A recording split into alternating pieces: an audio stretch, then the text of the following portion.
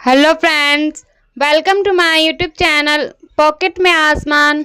Upcoming episode के update आपके लिए लेकर आई हूँ। दिग्विजय और अनीसा की एंगेजमेंट हो जाएगी, जिसकी वजह से रानी जो होती है बहुत ही रोती रहती है। उसे बहुत हर्ट होता है कि फाइनली जो काम 5 साल पहले हो जाना चाहिए था पर वो आज हुआ। तो स्टार्टिंग में हम देखते हैं इस एपिसोड के, जहाँ पे हम देखते हैं कि नारायणी इस बात से बहुत खुश होती है कि दिग्विजय और अनीसा की सगाई होने वाली है। पर जो उसकी जेठानी होती है वो इतनी खुश नहीं होती, क्योंकि वो अभी भी चाहती है कि काश रानी इस घर में वापस आ जाए, दिग्विजय की लाइफ में वापस आ जाए, क्योंकि वो जानती है, वो देख रही होती है। वो तो नारायणी जो होती है वो बोलती है, क्या हुआ दीदी, आप क्यों इतनी उदास हैं? तो वो बोलती है कि क्या तुम्हें दिख नहीं रहा है क्या नारायणी, तू नहीं देख पा रही? पर मैं देख पा रही हूँ। जिस दिन से अनीसा की सगाई की बात की है तुमने, अनीसा और दिग्विजय की, उस दिन से दिग्विजय ने हंसा नहीं है, वो खुश नहीं है। पर तुम लोग को वो चीज़ें क्यों न दिख नहीं रही हैं?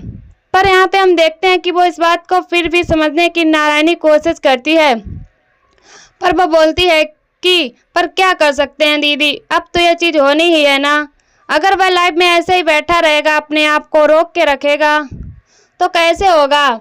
मैं समझती हूँ उसकी परेशानी, पर इस तरीके से मैं उसे उसकी खुशियों को तो नहीं नज़रअंदाज कर सकती ना।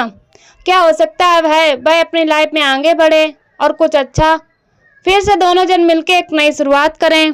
तभी यहाँ पे हम देखते हैं कि जो रानी होती है वो भी अपनी यादों में खो जाती है, और रानी और जो होती है वो दिग्विजय और अपनी फ़ोटो देखती है तो उसे पुरानी सारी बातें याद आने लगती हैं। और यहाँ पे हम देखते हैं कि जैसे ही वो फ़ोटो को देखती है तो वो बहुत इमोशनल हो जाती है। उसे वो सारी मोमेंट्स याद आने लगते हैं जो उसने और दिग्विजय ने एक साथ बिताए होते हैं, और ये देख के उसकी आंखें भर आती हैं। और यहाँ दूसरी तरफ हम देखते हैं कि दिग्विजय भी होता है, जो वो भी रानी के बारे में ही सोचता रहता है। तभी उसकी माँ आती है और वो उसे बोलती है कि मैं समझती हूँ तेरी परेशानी बेटा, पर मैं क्या करूँ, मैं मजबूर हूँ। पर तुझे ये खुशियाँ, तुझे भी तो खुश देखना चाहती हूँ मैं, पर तू इस तरीके से अगर रानी की यादों में ही खोया रहेगा, मैं जानती हूँ कि तू रानी से बहुत प्यार करता है, पर वो अब आ चुकी है तो तुझे भी अपने लाइफ में आगे बढ़ना ही पड़ेगा ना। फिर उसके बाद वो बोलता है कि हाँ हाँ मैं तैयार हो रहा हूँ, आ रहा हूँ, क्योंकि उसके आंखों में आंसू रहता है। तो वो समझ जाती है नारायणी। और दूसरी तरफ हम देखते हैं कि यीशु भी जो होता है वो उसे समझाता है कि तू अगर रानी से प्यार करता, इतना अभी तक उससे प्यार करता है, तो तू क्यों ये शादी के लिए हाँ कर दिया, तू क्यों कर रहा है ऐसा? तो बोलता है कि ये तुझसे किसने बोला कि ये सब चीज़ें ऐसी हैं, क्योंकि वो अपनी प्यार को और अपनी बातों को छुपाने की कोशिश करता है। वो दिग्विजय जो होता है वो बोलता है कि ये जानने दे, उसे ये चीज़ें सोचनी, जब वो खुद नहीं सोची तो फिर अब मुझे क्यों सोचना है। और यहाँ दूसरी तरफ हम देखते हैं कि सारा परिवार जो होता है इकट्ठे रहता है। वो लोग परेशान रहते हैं कि ये लोग क्यों शादी, इन लोगों की क्यों सगाई हो रही है, क्योंकि दिग्विजय इस बात से बिल्कुल भी खुश नहीं रहता है। और यहाँ पे हम देखते हैं सब लोग, धनंजय, माधुरी और बाकी के पूरा परिवार जो होता है इकट्ठे रहता है। सब लोग सगाई के पहले पूजा रख दिए होते हैं, जिसकी वजह से सब लोग इकट्ठे हुए रहते हैं और पूजा में उसके हिस्सेदारी बनते हैं। तभी यहाँ पे हम देखते हैं दिग्विजय जो होता है उसका चेहरा अभी भी उतरा रहता है। और यहाँ पे हम देखते हैं कि जैसे ही नई शिफ्ट में जो रानी होती है वह जाती ही रहती है। तभी यहाँ पे हम देखते हैं कि एक नर्स जो होती है वह कुछ एक बड़ा सा कार्टून लेके जाती रहती है कहीं छुप के, और तभी वह पीछे मुड़ के देखती है कि कोई देख तो नहीं रहा है। तो रानी जो होती है वो इसका पीछा करती है और देखती है कि ये क्या कर रही है। तो जैसे ही वो ये सब देखती है तो वो देखती है कि ये सब जो है वो ये सारी जो इस हॉस्पिटल के इक्विपमेंट्स और मेडिसिन और इंजेक्शंस हैं वो सब चीज़ सेल कर रही है और उसके अच्छे पैसे ले रही है। सबसे तो ये सब देख के रानी शॉक्ड रह जाती है कि हो क्या रहा है एक्चुअली इस हॉस्पिटल में। और यहाँ दूसरी तरफ हम देखते हैं कि जो नारायणी होती है वह दिग्विजय के पापा से बोलती है कि आप एटलीस्ट अपने बेटे की सगाई में थोड़ी खुशियाँ तो दिखा सकते हैं ना, खुश तो रह सकते हैं, अगर खुश नहीं है तो स्माइल तो कर सकते हैं उसकी खुशी के लिए। तो जो बिरजू होता है वो थोड़ा स्माइल करके फेस स्माइल करता है, पर वो अभी भी खुश नहीं रहता है इस बात से कि उसकी शादी सगाई जो है वो अनीसा से हो रही है, क्योंकि वो अनीसा को बिल्कुल पसंद नहीं करता। तभी यहाँ दूसरी तरफ हम देखते हैं कि सारा परिवार जो होता है वह इकट्ठे होकर सब इंजेगमेंट का वेट करते रहते हैं। और यहाँ इंजेगमेंट के लिए अनीसा और दिग्विजय जो होते हैं वह अपने कमरे में से आते ही रहते हैं, तो सब लोग देख के उसे खुश रहते हैं और क्लैपिंग करते हैं। और यहाँ दिग्विजय होता है जो वो अपनी अभी भी रानी के ही बारे में सोचता रहता है कि रानी के साथ भी उसकी एंगेजमेंट कैसी हुई थी, रानी के साथ उसने कैसे डांस किया था। तो ये सारी बातें याद आती रहती हैं उसके दिमाग में, सब वो फ्लैशबैक में चला जाता है। और यहाँ दूसरी तरफ हम देखते हैं कि रानी जो होती है वो सारे पेशेंट को हैंडल करती रहती है, तब इसके हाथ में फिर से चोट लग जाती है। और जो सारे पेशेंट जिनका वो ध्यान रखती है वो बोलती है कि बेटा तू तो एक नर्स की तरह नहीं है, तू तो एक बेटी की तरह ध्यान रख रही है मेरा, और तुझसे जैसा तेरे जैसा ध्यान तो अभी तक किसी ने भी नहीं रखा। और यहाँ दूसरी तरफ हम देखते हैं कि जैसे रानी जाती रहती है तो उसकी एक नस से कांच का ग्लास टूट जाता है। वह उठने की कोशिश करती है तो उसके हाथ में चुभ जाता है, तो वो सोचती है कि आज सुबह से हो क्या रहा है। और यहाँ पे हम देखते हैं कि जो अनीसा होती है वो रिंग पहना दी होती है, जिसकी वजह से दिग्विजय अभी भी खुश नहीं रहता है, उसके चेहरे पे खुशी बिल्कुल भी नजर नहीं आती।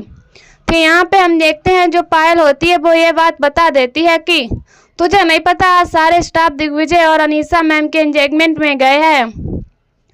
तो यहाँ पे हम देखते हैं कि अनीसा जो होती है वो दिग्विजय को बोलती है दिग्विजय अंगूठी तो पहनाओ, पर वो शॉक में रहता है, मतलब उसे ये सगाई करने की इच्छा बिल्कुल भी नहीं रहती, पर वो धीरे धीरे उसके हाथ कांपते रहते हैं यह सगाई करते समय।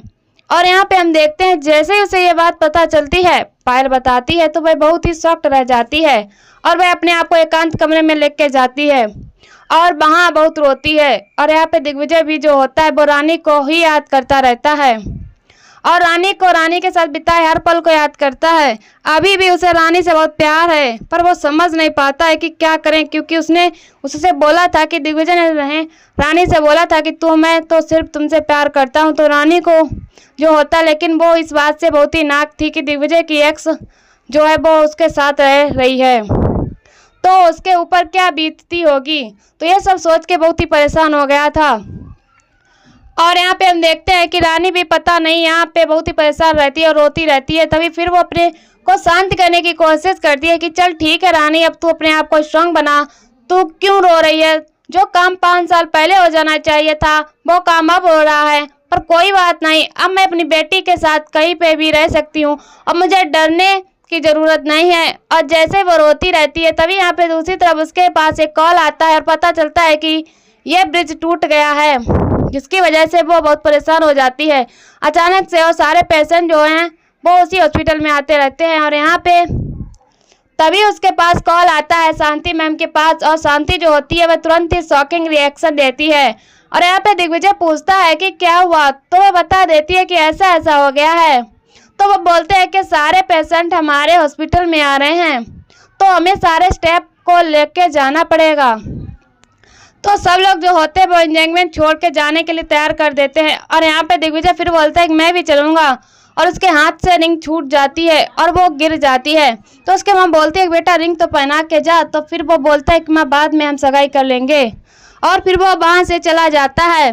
तो इस बात से जो बड़ी माँ होती हैं और बाकी के देवू और ईशान, धनंजय और माधुरी होती हैं, वह लोग बहुत खुश हो जाते हैं। और यहाँ अनीसा का दिल बहुत बुरी तरीके से टूटता है, उसे बहुत हर्ट होता है कि फाइनली ये क्या हो गया। और यहाँ पे सारे पेशेंट जो होते हैं वो बहुत परेशान, मतलब उनकी हालत बहुत ही ख़राब रहती है, सब भागदौड़ मची जाती है पूरे हॉस्पिटल में, इस वजह से सब बहुत ही दिक्कत में रहते हैं। और यहाँ पे हम देखते हैं सारे हॉस्पिटल में सारे पेशेंट को जो रानी होती है वह बहुत ही पोलाइटली और अच्छे से हैंडल करने की कोशिश करती है, बट बच्चे सारे लोग बहुत परेशान हो जाते हैं। और यहाँ पे शांति भी जो होती है वो पहुँच जाती है, वो सबको इंस्ट्रक्शन देती रहती है कि क्या चीज़ें कैसे फॉलो करनी है। तभी यहाँ पे हम देखते हैं कि हॉस्पिटल के आगे बहुत भागदौड़ मची रहती है। और यहाँ अभी हम देखते हैं कि दिग्विजय भी आ जाता है, और यहाँ पे शांति जो होती है वो बोलती है कि सारे पेशेंट सारे स्टाफ जो होते हैं वो होंगे, बहुत सारे एक साथ अच्छे से रहेंगे, काम करेंगे। और क्योंकि पेशेंट बहुत सारे हैं और यहाँ पे डॉक्टर दिग्विजय भी जो है वो अपनी एंगेजमेंट छोड़ के आ चुके हैं।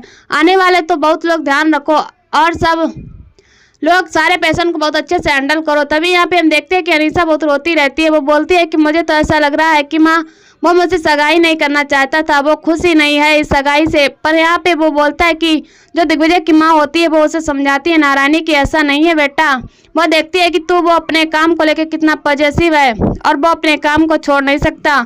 तो वो बोलती है कि माँ मैं उसे काम करने से तो मना नहीं कर रही हूँ, पर वो एटलीस्ट मुझसे अंगूठी पहनाने में इतना टाइम चला जाता है। और यहाँ पे हम देखते हैं कि जो उसके बड़े पापा और बड़ी मम्मी होते हैं सब लोग उसे माफ़ी मांगते हैं कि कुछ इमरजेंसी आने की वजह से वहाँ जाना पड़ गया उसके। और नेक्स्ट टाइम फिर से शादी और एंगेजमेंट होगी तो हम आपको ज़रूर बुलाएंगे। और जैसे ही बोलो सब सारे गेस्ट चले जाते तो यहाँ पे पूरा परिवार जो होता है वो इकट्ठे जो इन लोग बात करते रहते हैं कि मुझे तो आज भगवान पे और विश्वास बढ़ गया, क्योंकि आज जिस तरीके से सगाई रुकी है और टूटी है तो हो सकता है ये कन्हैया का आशीर्वाद हो और उनका ही कुछ इशारा हो कि रानी हमारे दिग्विजय की लाइफ में वापस आएगी।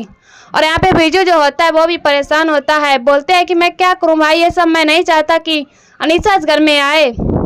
पर रानी के तो उसका जो उसके भैया होते हैं वो भाई बोलते हैं कि देखो बिरजू, लेकिन हम रानी की गलतियों को अभी तो नहीं नज़रअंदाज कर सकते हैं ना कि रानी क्यों गई। अगर दिग्विजय चाहे का बस चलता तो क्या रानी कभी इस घर में जाती नहीं ना। लेकिन फिर सब देख के फिर ईशान भी उसे बोलता है कि लेकिन अगर इस तरीके से वह करेगा, अपने उसके एक्स को ही बोला के इसी घर में रखेगा तो रानी के ऊपर क्या बीतेगी। तभी इसकी बड़ी माँ जो होती है वो ये बोलती है कि मुझे ऐसा लगता है कि दिग्विजय और रानी एक बार फिर से साथ आएंगे, क्योंकि तुम लोग सब जानते हो कि उसकी शादी किन हालातों में हुई थी। और यहाँ पे तभी दिग्विजय आ जाता है तो रानी जो होती है वो उसके सामने आ जाती है और फिर उसको सारे इक्विपमेंट्स देती है। एक बच्ची है ट्रीटमेंट करने के लिए, वो सब कुछ देती रहती है। और यहाँ पे दिग्विजय जो होता है वो उसकी ड्रेसिंग करता रहता है।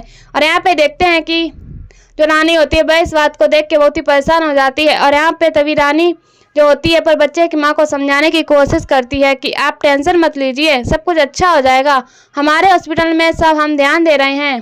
तभी जो दिग्विजय होता है वो शांति से कहता है कि सारे स्टाफ को बोल दीजिए कि 3 दिन के लिए वो घर नहीं जाएंगे, स्टाफ सब यहीं पे रहेंगे, क्योंकि सारे पेशेंट को हमें बचाना है और सबको स्वस्थ कर रखना है। और यहीं पर एपिसोड खत्म हो जाता है।